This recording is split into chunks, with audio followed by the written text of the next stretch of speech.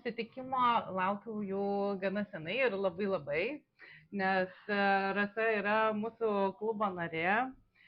Ja pažįstu kaip labai šiltą, labai optimistišką, tokį gerai nusiteikusi žmogų, kur turbūt gal netgi toks skiriamasis Palangiškio ženklas žmogaus, kuris dirba su žmonėmis turizmo aptarnavimo srityje.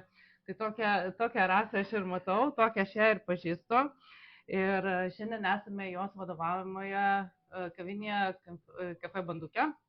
Taip, Cafe Bandukė. Taip, tai Rasa, dabar norėčiau tavęs paklausti tokio klausimo. Sakau, apie Palangos verslininkus visą laiką girdžiu ir žiniasklaidai toksai įvaizdis yra suformuotas, kad Palangos verslininkas nuolatos verkia, kaip jam yra blogai ir vėl ši vasara buvo blogiausia ir blogesnės dar nėra buvę. Bet to apie tave nesu niekada girdėjusi. Tai ar jums tos vasaros visai neblogos? Aš tikiuosi ir neišgirsiu. Ar jūs tiesiog esate kitokie, ar kažkaip jums kitaip sekasi, tai papasakok šiek tiek apie tai, kaip jums sekasi. Nemanau, kad mes esam kitokie, bet gal tiesiog skiriasi verslo, kaip pasakyti, būdas. Palanga ir Palangos verslininkai, tai aišku, neatsiejama yra dalis, man atrodo, tokią lygybę galima dėti, bet tie, kurie dirba apskritus metus, tai jie, aš manau, to sezoniškumo, tokio labai didelio, sakykime, tik vasaro matuojamo, nejaučia. Mes turim rudenį, mes turim žiemą, mes turim pavasarį ir aišku turim vasarą. Ir kokia jinai bus, tokia jinai ir bus. Ta prasme, tu nepakeisi nieko. Jeigu lis, tai ir lis, jeigu karšta bus, tai bus karšta. Ir kai tu planuoji visus metus į priekį, tai tiesiog savaime suprantamas dalykas yra vasara. Tai va, o kaip tu visus darbus susidėliosi, kaip tau viskas pasisuks. Be to, jeigu labai karšta mūsų verslui, būtent šitoj kaviniai nėra gerai. Yra galbūt stiprus rytai ir galbūt vakarai, o visą dieną visi jie pliaže. Bet jeigu verslininkas tai turi palapinę, sakykime, investuoja tik tai tos 3 mėnesius, netgi gal net ne į 3, gal į mažiau, jie investuoja begalę pinigų iš tikrųjų ir paskui jisai pasibaigus vasarą, jeigu jinai lietinga ar kokia vėjuota, kur žmonių nėra prie jūros, jisai tikrai skundžiasi ir aš labai suprantu tos dalykus, nes kainos yra labai didelės ir tai tu pasiskaičiuoji ir tu sakai, buvo bloga vasara. Tai va, o kai dirbi visus metus, tai tu žinai, 15 metų iš eilės. Bus vasara, bus ruduo, bus stiprus savaitgaliai, bus žiemos šventės, bus stintų šventė, bus dar kažkokios ant progos ir tiesiog kasdienybė tokia tampa. Aš kartais džiaugiuosi, kai vasara baigėsi. Viskas ačiū, baigėsi. Jūs dar turite patirties ir su apgyvendinimo verslu, tai jūsų dar toksai platesnis požiūris, bet ar sodyba Baurė dirba žiemą? Ne, žiemą mes atidarom tik per šventes, dabar per Kalėdas ir naujus metus esam išnuomavę, o šiaip tenais toks verslas nuo balandžio iki spalio 1. Atėjai, atidirbai, viską užrakinai, vandenį išleidai, viską užsukai ir tavo yra laikas. Va, kai dirba vien tik šeimos nariai, tai yra labai paprasta ir labai iš tikrųjų man, pavyzdžiui, patinka stipriai padirbti vasarą ir gerai pailsėti žiemą. Tai čia toks gal netgi to verslo ir privalumas yra kai kam, man, pavyzdžiui. O kaviniai tai tu sukiesi ištisai su smulkmenom visus metus. Paminėjai, kad dirbate visa šeima. Kokia tavo nuomonė apskritai apie šeimos verslą? Ar jūs kaip verslai esate linkę dirbti su šeimos nariais, su vaikais, giminėm, draugais? Ar tai daro kiti ir kokie būtų tavo matymo privalumai ir trūkumai? Tai privalumai, kad tu gali pasitikėti, apie vaikus kalbu ir apie vyrą. Va, tai aišku, jie dalyvauja, čia yra neišvengiamas dalykas, dukra gal nuo 13-14 metų įsijungia į verslą kavinių, o sūnus labai daug padeda sodybai. O vyras visur mes kartu, visur mes viską kartu darom, sprendžiam, planuojam. Tai aišku, gali pasitikėti. Pasakai, kad reikia, tai reikia. Nėra kito žodžio, tikrai bus viskas padaryta. O šiaip versle tų tokių gal savų ir giminių gal aš, gal ir be jų būtų geriau, nes su svetimais žmonėm aš manau, kad tai yra žymiai paprasčiau ir nėra to tokio labai draugiško tokio ryšio iš nuo pat pradžios, tas santykis atsiranda pamažu, dirbant, tu jį prisijaukini tą žmogų ir jisai tavim pradeda pasitikėti. Lengviau Kažkaip tiesiog lengviau išlaikyti jo, profesionalius santykius darbinius. taip, taip, taip. Tai išskyrus su šeimos nariais. Nes... O vaikam gera praktika. Jo, vaikam gera praktika. Tai turbūt ir ne tik vaikai, gal ir vaikų, ir draugai, ir moksleiviai. Ir draugai, ir klasiokai, visi čia pas mus dirba, visos dukros draugės ir pradirbo pirmus darbus turėti nuo 15-16 metų, tai dabar va, jau išleidom į kitus plotus. O kaip atsirado kafe Bandukė? Kas paskatino atidaryti būtent kavinę, ne restoraną, tokio koncepto? Viskas prasidėjo labai senai, nuo vieno skambučio. Tarp kitko, aš niekada neturėjau svajonės turėti kavinę. Niekada mano nebuvo svajonė apskritai. Aš žinau, kad aš galėjau kažką daug dirbti, daug padaryti, bet tai tikrai nebuvo man kavinė arba ten namelių nuoma arba dar ten kažkas. O dažnai iš tikrųjų turbūt į tą verslą ateina nuo svajonės, kaip norėčiau turėti kavinę. Jo, niekada nenorėjau, nes aš esu dirbus labai daug tose kavinėse ir visos vasaros, kaip palangiškių vietinių, visos vasaros ir yra praleistos kavinėse ir žinau, kaip sunku yra dirbti ir kokie karščiai yra tose kavinėse ir kokias ten darosi virtuvėse ir taip toliau, kad yra ir pamaininiai darbai, ir naktiniai darbai, ne, aš tai to nenorėjau. Bet toks atsitiktinumas atsitiko, kad auginau vaikus, jau apgyvendinimo verslą mes turėjom, kaip ir pajamų turėjom. Vaikai buvo maži ir aš kaip dabar prisimenu vyro skambutį. Labas, ten mačiau nuomoja. Sakau, tai darom kavą išsinešti. Sakau, bet aš nemoku. Išmoksim. Tai va, visą gyvenimą dabar mokomės, nuo pat to pirmo skambučio, kaip dabar prisimenu. Tai čia buvo apie šitas patalpas? Ne apie šitas, tai buvo 17 kvadratų kavinukė, senojo turgaus kampas Janonio. Tai buvo mini, vis 3 sėdimos vietos, paskui dar 2 grūdom kažkaip, nes žmonės nenorėjo tos kavos išsinešti, jie norėjo vietoj gerti. Aišku, ir išsinešti, labai mums pavyko tas verslas nuo pat pirmų dienų, iš tikrųjų startavom labai gerai, turėjom komandą, žmonės nuostabius, kurie įsijungė, kurie pamokė mus, kaip dirbti, tai dėkinga esu labai už sutiktus tokius žmonės gyvenime. Ir taip įsirutuliojo viskas, kad žmonėm trūko vietos, tiesiog jie nenori išeiti, jie nori savim pakalbėti, jie nori atsisėsti, jie pradeda rimoti, jie netelpa ir atsistoja gerdavo pas mus, čia daug tų vietinių mūsų žino ir prisimena iki šiol. O su šita vieta buvo toks dalykas, kad vat, būtent to vedami mes ėjom kaip palangiškiai, nebūdinga palangiškiams Basanavičiaus gatve pradžia. Ir tas namukas, aš sakau, blemba, kaip mums reikėtų kažkokios vietos, kažkokios didesnės, gal daugiau terasos, kad tą kavą prekiauti. Ir ėjom pradžia ir vyras sako, o žiūrėk, sako, namukas. Aha, sakau, tai gal nueinam paklausti. Sako, nueinam. Ir čia toksai prekiavo, ir dabar dar prekiauja. Kaimynas, tais moliniais, sakys, indais, paklausėm. Pažįstamas buvo, žodžiu, paklausėm, kas čia savininkas. Sako, tai va, ten kieme, sako, nueikit, sako, paklaus, kalas, sako, kažką ten, jisai pasirodo užsienietiškai, kalba angliškai, žodžiu.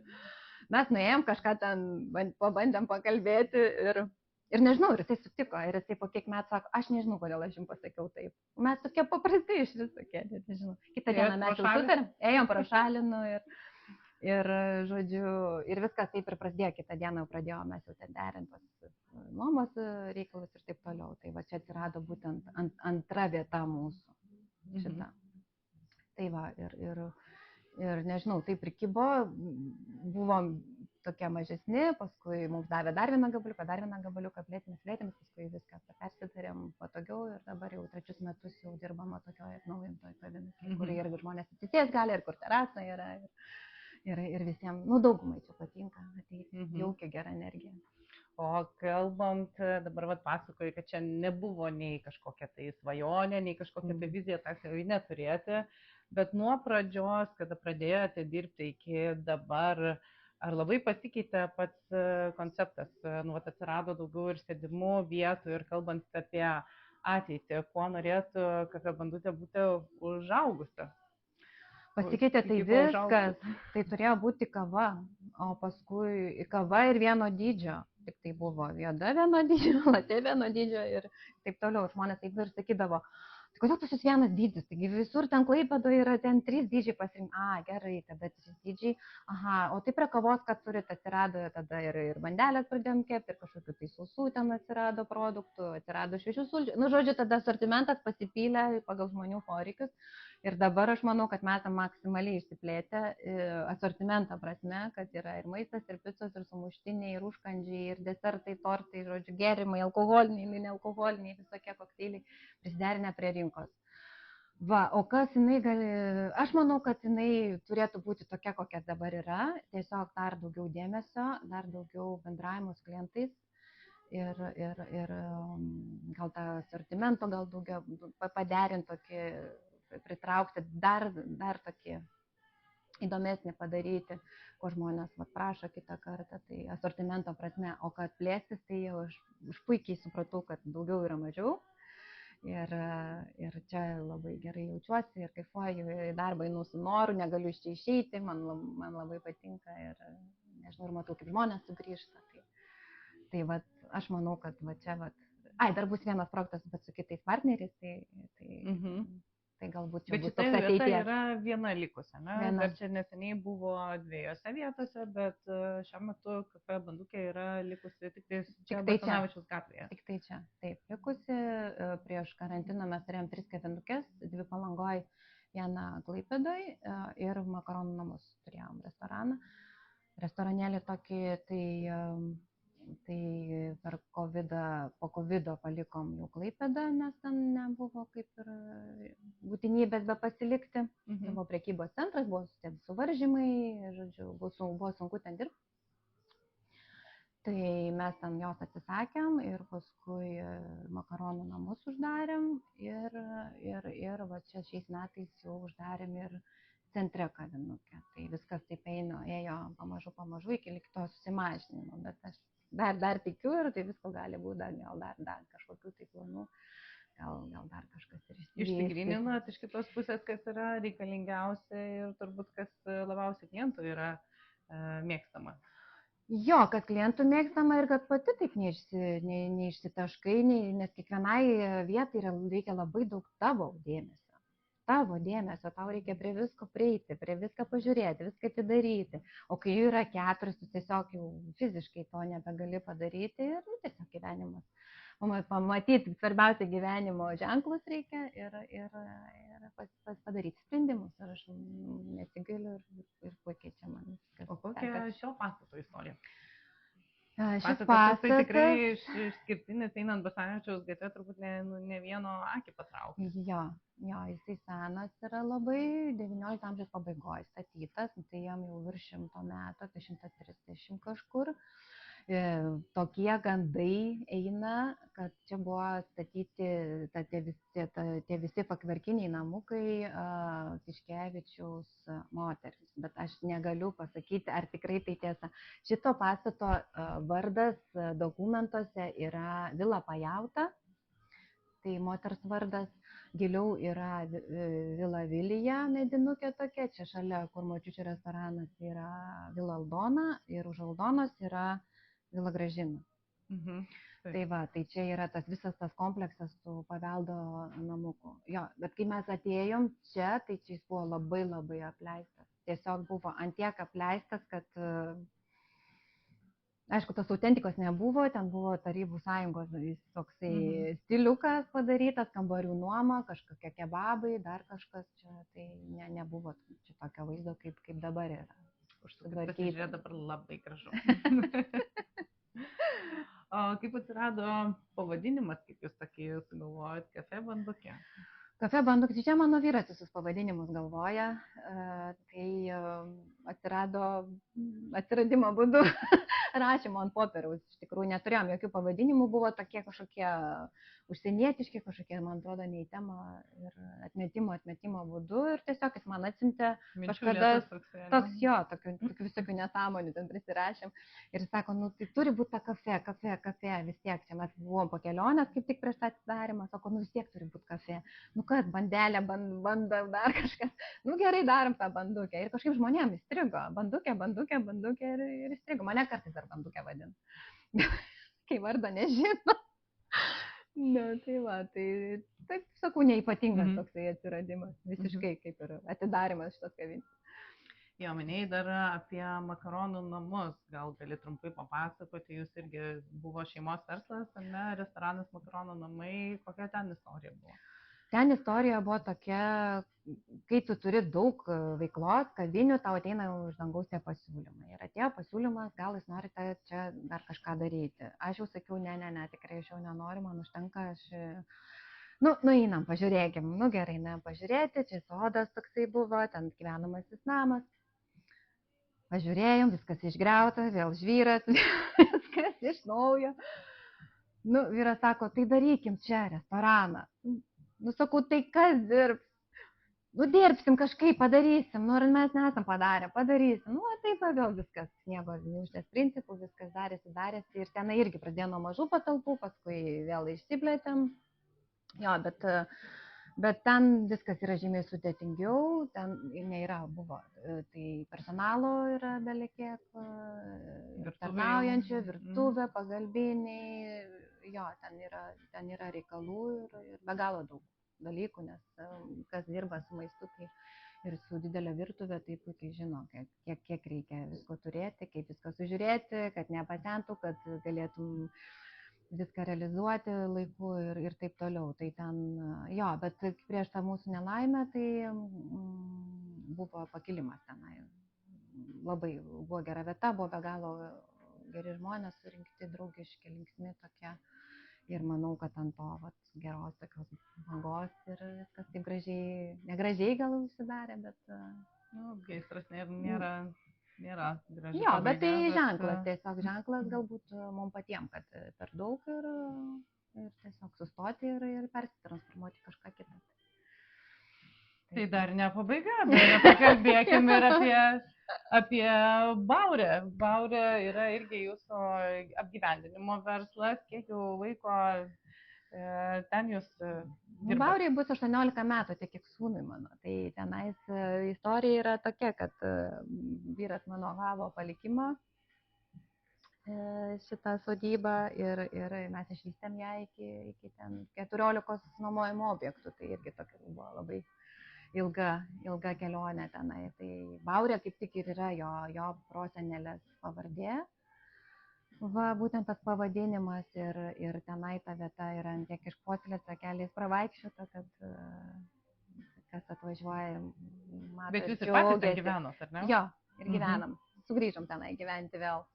Tai va, tai gyvenam tarp poilsiautojų, dirbam su poilsiautojais. Tai va, vasaros mūsų labai linksmos, tai va, dėl to ir labai gerai žiemą pailsėti. Bet man tai patinka, čia žinau, keliaujant po užsienį, kada tave aptarnauja arba bent jau gali susitikti apgyvendinimo arba, nežinau, maitinimo vietoje į pačius šeimininkus, tai yra labai toks jaukus momentas. Taip, žmonėms labai patinka, kai tu jos pasitinki, kad ar kavinukė, ar sodyba, jie labai įvertina. Tiesiog atsirado ir tokių draugysčių, naujų žmonių, naujų tokių pažinčių. Tai tikrai kiek tu atiduodi, tai paskui labai daug sugrįžta atgal. Tai man tai gal labai vargina, ne, per kurį laiką. Nu, tas rautas galbūt labai vargina, ne kiekvienam tu suteiki tiek dėmesio, kiek norėtųsi. Aišku, sezono pradžioje tu be galo daug, jau po sezono jau galvoju, o Jėzus Marija, kur ta pabaiga. Bet nieko, man tai patinka. Labai smagu bendrauti, mano vyrui patinka bendrauti. 18 metų jau bendraujam vis naujai žmonėm. O jūs kaip vietiniai, ar bendradarbiaujat kažkaip tai su kitais verslais? Apskritai, ką jums kaip verslui reiškia bendruomenės? bendruomenė, tai man atrodo, kad nuo bendruomenės ir buvo ta sėkmė mūsų apie kavinę, jeigu kalbant. Einant, nes kai mes atidarėm, tai pas mus ėjo kiemo draugai,